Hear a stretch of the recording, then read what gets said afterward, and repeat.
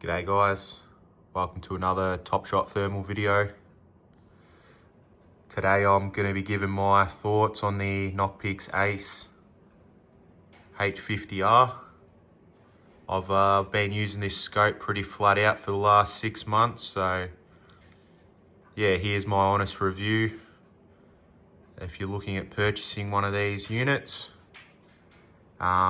and no, I'm not associated with Nocpix in one way, so 100% honest review, a few improvements that can be made and considerations if you're thinking about purchasing one of these units, as they are quite pricey.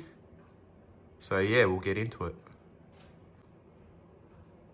So just quickly guys, what's included when you buy this scope? You've got your battery charger here with a USB-C lead. You get two 18650 Nocpix batteries here. Couple little battery holders. You get your quick start guide and all your manuals, microfiber cloth. They give you a handful of these sighting in heat patches that are just oxygen activated. A few more in there. And yeah, it comes with this nice carry case, which is got plenty of padding if you're taking your scope on and off frequently, running it on different rifles, that kind of thing. A few padded battery holders there, so yeah, that's what's included.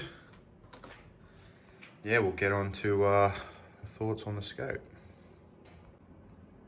Alrighty, let's go over the overall sort of externals of the scope, I guess. So yeah, it's just a 30mm tube scope. You've got your power button, rangefinder, and your manual video mode here. Optical zoom, nice easy handle there to grip. Go up to 3 power optical. You've got your digital zoom here, and your menu functions on the side. Here you've got your external battery. Seems to work quite well, haven't had any issues there. Moving forward to the front of the scope, you've got this quite sturdy cover here, so pop him open, clips back again, so it's not gonna pop open. Generally I leave it closed until I'm sort of ready to shoot, just to avoid scratching that front lens. And then you've got your main focus here, so you'll focus that for whatever sort of ranges you're shooting at. Yeah, over on this side, you've got your internal USB-C battery charger, so you can plug him in there. And when not in use, you can rotate this so it seals that hole off if you're shooting in wet conditions or that kind of thing. Yeah, that pretty much covers your sort of basic externals. Can't say I've had any issues there. We'll dive into the menu.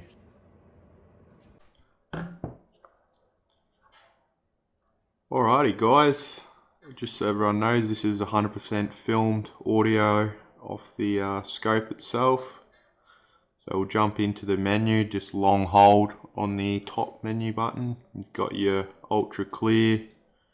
You've got all your different zeroing profiles here for all your different rifles and projectiles. Your laser rangefinder, so you can modify all that. You got your picture-in-picture mode. Generally I don't run that. Wi-Fi for connecting to the app. Calibration modes. You got your motion sensor for your leveling of the gun. You can view on the scope your recordings. Image hue, which will sort of soften the image a bit for you. Your recoil activated video, so you can turn that on and off. You can also have it zoom out after you shoot, and change the sensitivity for low recoiling guns and that kind of thing.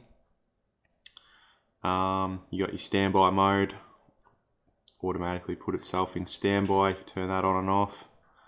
microphone for your recordings, like what I'm doing now, pixel correction, and then you've got all your settings, so your time, date, units of measurement, custom palettes, update, all that kind of thing in there. So that's your long press menu. I'm not going to go into too much detail on that. There's plenty of other videos out there. If we just go to short press, it brings up your quick menu, so you can change all your color palettes quite quickly and easily. So just short press again. Yeah, pretty impressed with how easily the menu is to navigate and change settings on the fly. You really don't need the user manual. It's all quite self-explanatory once you get used to the unit. Obviously down the bottom you've got your profile, so 55 grain VMAX bullets, and my zero, which is 50 meters. As you use your rangefinder, laser rangefinder, it'll change that distance down the bottom and give you another crosshair, so that's quite handy as well that you can see that. And left and right you've got your external battery and your internal battery percentage. So yeah, that's a quick overview of the menu. Can't say I can fault it really. It's been quite flawless. I have had a few issues with the recoil activated video not working or working late. I'm not 100% sure what the go is there, but hopefully something Nocpix can work on. I have played around with the settings quite a bit, and I know I'm not the only one with this issue, so yeah, I do manually record quite a bit, but obviously there's situations where you just have to shoot and you don't always get the footage. So yeah, something to consider for sure. Alrighty, onto the batteries, which are probably the biggest sort of pitfall for this scope in my opinion. I haven't really had good battery life with these Nocpix batteries. They were okay. Now they won't last me a night out. I do use this unit quite a bit. I'm not sure if I've just got dud batteries. I know I'm not the only one. I've had a few people commenting on my videos asking about battery life and that kind of thing. I have tried to contact Nocpix just to clarify a few things with no response, so not sure really what's going on there. But yeah, the biggest drawback for me for this scope, which I found out the hard way, is when you're out and about, if you want to charge your scope up, obviously you have this charge port here. When you plug that in, it will not charge this external battery at all.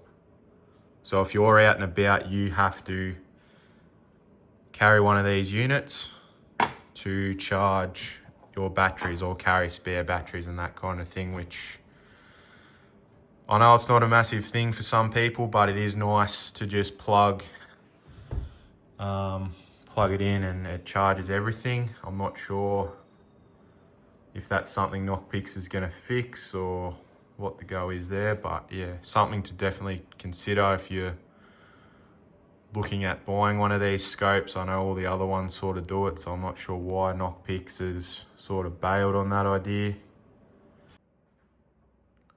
Alrighty, just my final thoughts on this scope to wrap things up.